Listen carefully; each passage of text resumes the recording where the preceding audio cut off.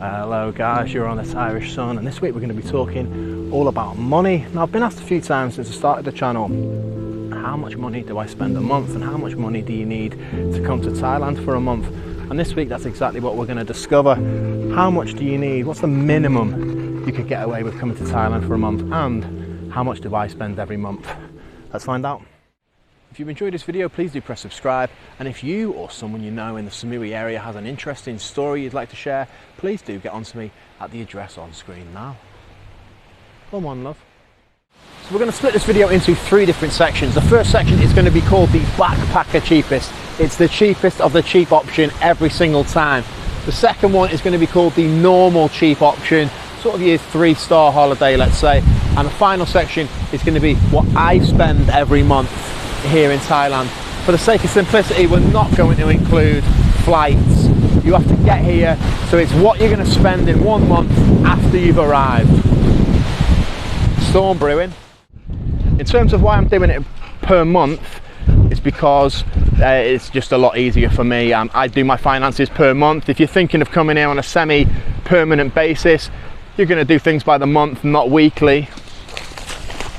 And also, the flight prices and your visa and that is going to be the exact same. And when you book accommodation and transport for a month, the price comes down about 30%. So you end up getting your last 8 or 9 days for free anyway. So that last week of holiday is only going to cost you whatever you spend on food. So I would recommend, if you're looking for a cheap holiday, try and come for the 30 days, because what you'd spend on a 3-week holiday and what you spend on a month holiday probably isn't going to be all that different in Thailand. A bit of an obvious thing to point out at this stage, but if you travel about, you're going to spend a lot more money than if you just stay still. So let's say you're starting in Phuket, you go to Phi Phi, Krabi, Samui, Phang, you're going to have to stay in lots of different hotels. You're going to be paying the nightly rate, the top rate. If you can stay somewhere for the full month, as I just said, your price is going to come down about 30% based on what you'd be paying on the nightly or weekly rate. So a cheap holiday, you need to pick a base and stay where you are more or less for the full month. So one of the reasons I wanted to do this video, apart from the fact that I had actually been asked to do it a couple of times, is that I've noticed quite a few other people did it, and it does tend to get hits, to be fair. But the main reason was that a lot of them said the same thing. Oh, if you think you can come to Thailand with $1,000 a month and live a happy life, you're going to struggle and blah blah. Now, it is more expensive than people make out. It's nowhere near as cheap as people told me. But you can live over here for $1,000, I think, and I intend to prove it right now. Okay, so first things first, you need to put a roof over your head. But how much is cheap accommodation in Thailand? And what does it look like? Obviously, you can spend 100,000 baht just on your rent. You can spend more than that.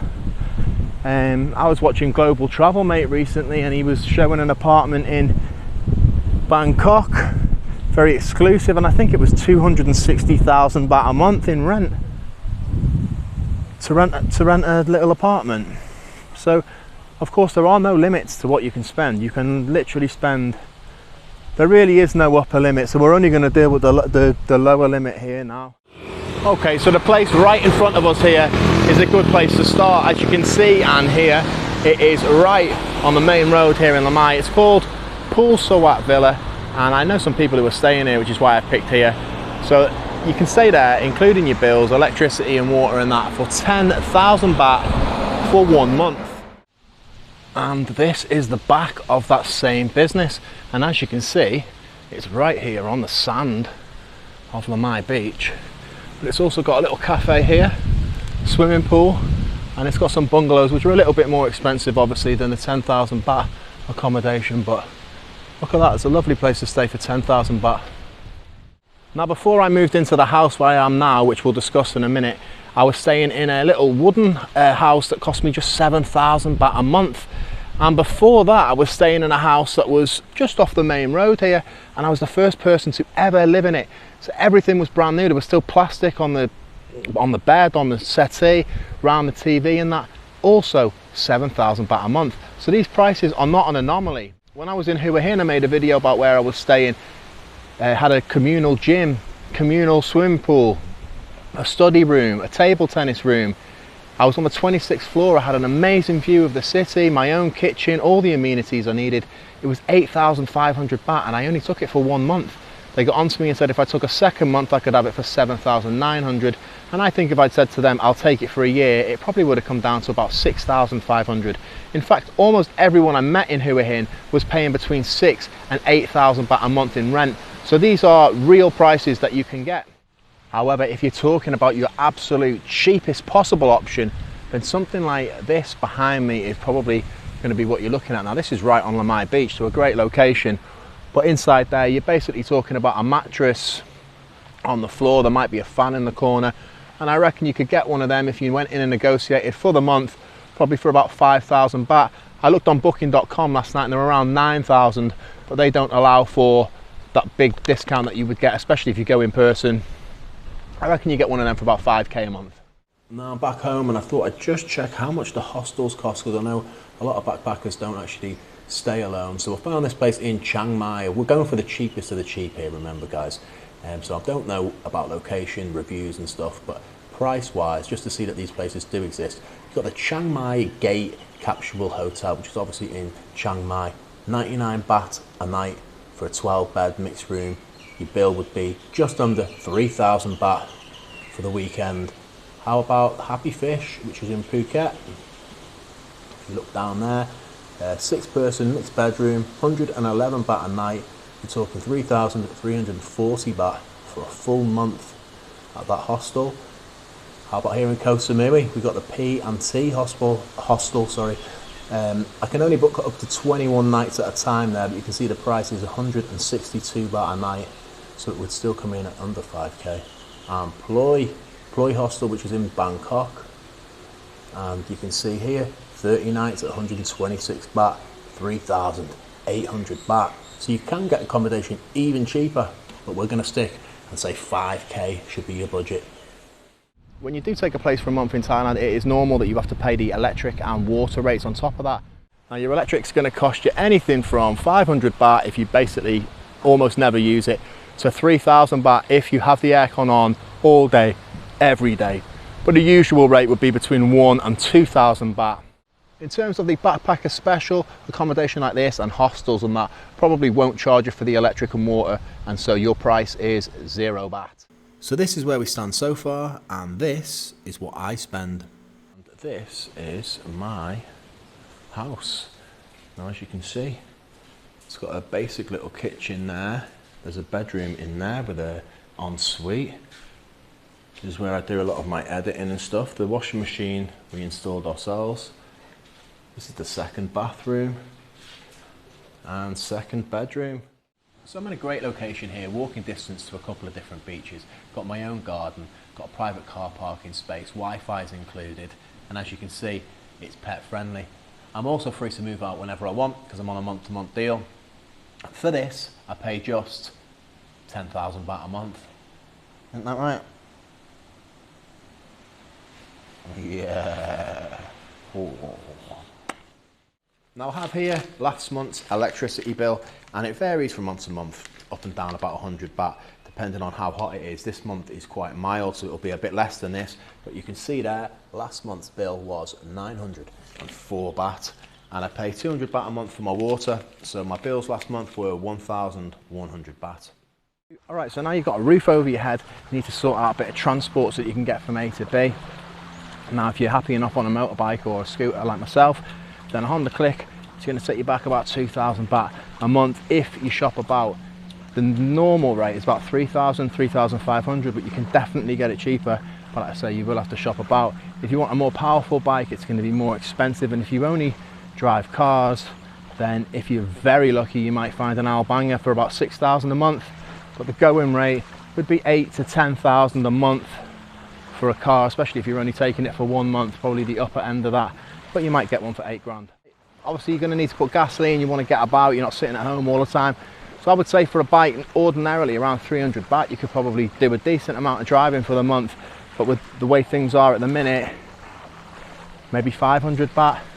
With a car, if you want to do any sort of decent amount of driving, you're probably talking about 2,500 baht, maybe 3,000 baht on gasoline. It could easily be a lot more than that. If you're looking for the cheap holiday, you've obviously taken the scooter. So I'm not actually renting a motorbike at the minute because I have access to a car, but when I was paying 1,500 baht a month.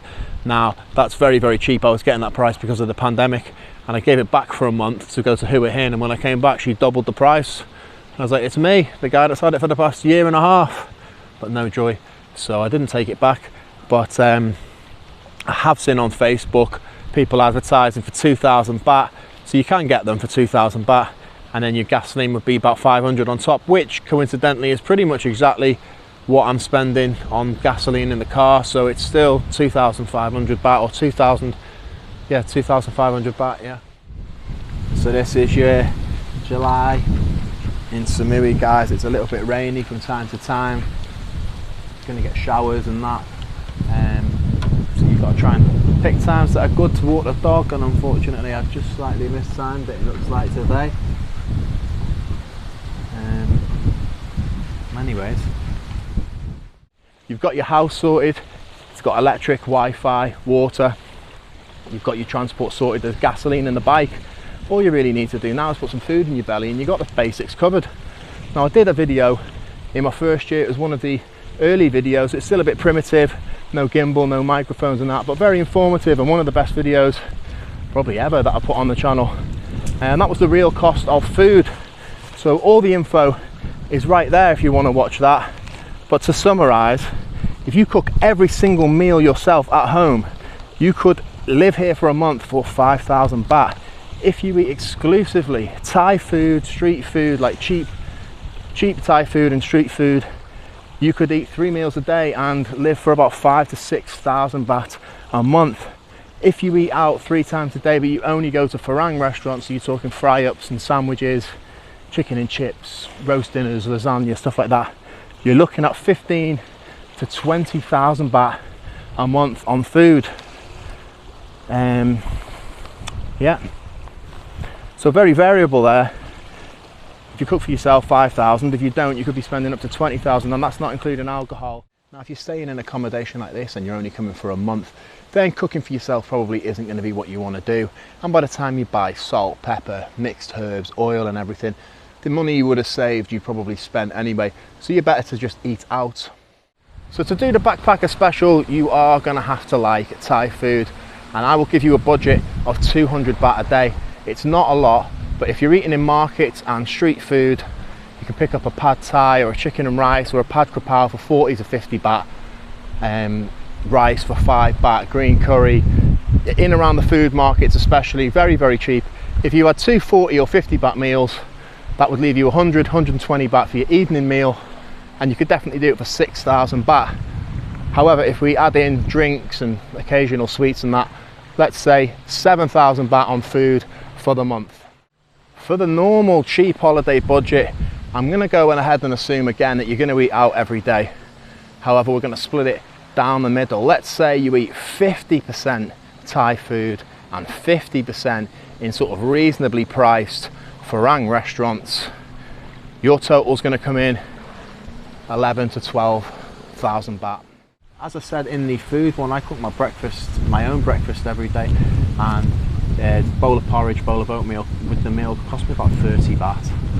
So I only spend 900 baht a month on my breakfast. My lunch is a sandwich every day now. I would either go, there's a bakery near mine, I could get a ham sandwich for 100 baht. Tom's Bakery just up the road, chicken baguette for 100 baht. Sal, at the Cod Whopper, does a lovely bacon sandwich for 90 baht. So there's quite a few options, and it's all basically the same price. So my lunch is 100 baht a day, and that's 3,000 baht a month. And my dinner varies. I used to cook for myself all the time, and I must admit I've stopped doing that now. Sorry if it's shaking there, but it is quite windy and wet here at the minute, and I'm just trying to stay out of it as best I can and keep recording. Let me put my glasses back on, a bit bright for me. In terms of my dinner, I spend anything from the cheapest place I go to. It used to be 100 baht for my dinner, and it's shaking quite a lot, isn't it? My dinner used to be 100 baht out of the Austrian place, but because chicken and pork prices and that have gone up so much, it's gone to 130. and I eat there probably twice a week. And then the rest of my dinners are all in the sort of 200 to 300 baht region. So with a drink, if I don't take it home, I would say my average for my dinner is 250 baht a day. And that's the upper end. It's probably a little bit less than that, but let's say it's 250. That's 7,500 a month. So in total for my food, I'm spending 900 for breakfast, 3,000 for lunch, 7,500 for dinner. So in total that's 10,500 plus 900, 11,400 is what I spend. So I'm not doing too bad there, I would say. I used to spend about probably 5,000 a month, less than that, when I was cooking my own dinners every night. So that's your basics covered. If you don't need luxuries like suites, day trips or nights out, you kind of have everything you need. So straight away I would say that I do not recommend anyone tries to come to Thailand on the budgets that were just on screen right now. And I'll tell you how much I think you need at the end of the video. But for the time being, let's concentrate on that imaginary person that's trying to come here for a month with $1,000, and let's take a closer look at what I spend every month. So the date right now is Thursday 28th of July, and according to Google, $1,000 is 36,630 baht.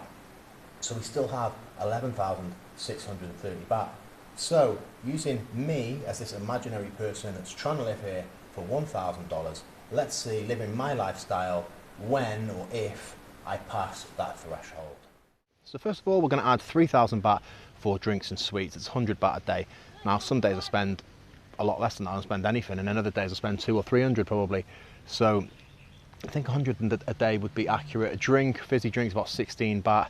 Get a chocolate bar for sort of 25 to 30 baht. Ice cream can be anything from 10 to 55. And sometimes I'll get an eclair or an apple crumble or something, and that's sort of 80 to 120 baht. So I think 100 a day on average is pretty good. So another 3,000 baht to my budget. Now I'm a member of a gym here in Koh Samui, and I go to Koh Fit. Now Koh Fit is, I think, 3,500 if you're not a resident. I am a resident, and so I only pay 1,500 a month. For that 1,500 I get access to both floors and outdoors of the gym, a swimming pool which I think is about 20 meters long, 20 yoga classes a month, and 40 cardio classes like high intensity workouts, Tabata, circuit training, stuff like that, all included in the same price for 1,500 baht. So as you can see, we've also got our little mate here, and she's costing me about 900 baht a month. This is the food I give her, these are the treats she gets, and I also buy chicken breasts from Macro, 900 a month. Now we also need our Wi-Fi and stuff, don't we? Couldn't live without this. For 350 baht a month, I get unlimited Wi-Fi, calls and texts within Thailand, and it's not even 10 euros, so perfect. So for the past year and a half, I've been here on a COVID visa. Now I originally came on a tourist visa. After 60 days I have to transfer over, and I've been on that ever since. So every 60 days I have to go and report, and it cost me 1,900 baht, so 950 baht a month. So where are we? This imaginary person trying to live here for $1,000 a month now has a 2-bedroom house on Koh Samui, walking distance to 2 different beaches, bike outside with gasoline in it, electricity's paid, water's paid, there's Wi-Fi in the house, there's Wi-Fi in their phone. They've got gym membership, yoga, CrossFit, etc. Breakfast is sorted, and 2 meals a day in restaurants, and 3,000 baht allowance for sweets and drinks and stuff. And they've still got 4,930 baht left over. That is enough money. The place I go for my massage is 250 baht. I give the lady a 50 baht tip every time, so it's 300 baht. That is enough money for 16 massages with change left over. It's enough money to go to a pub every night where they charge 70, 80 baht for a beer every night and have a couple of beers and be social. Or you could go out once a week and have like 15 beers and get drunk. I could go to Koh Phangan, take the boat there and back, get accommodation, and have a 3 or 4 day holiday for 5,000 baht. I've proven it, I've done it in the past. I did the 10,000 baht holiday. I was gone for like 8 days. That's episode 1 up there. So to be completely fair, I should point out that at the moment the exchange rate is pretty favourable for this project, and if I'd done the same thing about 2 years ago, we probably would have only got about 32,000 baht, and so your 16 massages or your 2 pints a night or your 4-day trip to Koh Phangan, that's gone. And now you're really struggling just to get by each month. So you are dependent on what the exchange rate is going to be up and down if you were converting every month from another currency. But I can only go with what today's is, and it was pretty good. So as long as there's no unforeseen circumstances, nothing that you weren't expecting, nothing pops up, it absolutely is possible, in my opinion at least, and my lifestyle, to live here for $1,000 a month. However, truth be told, I do spend a little bit more than that, because things do pop up.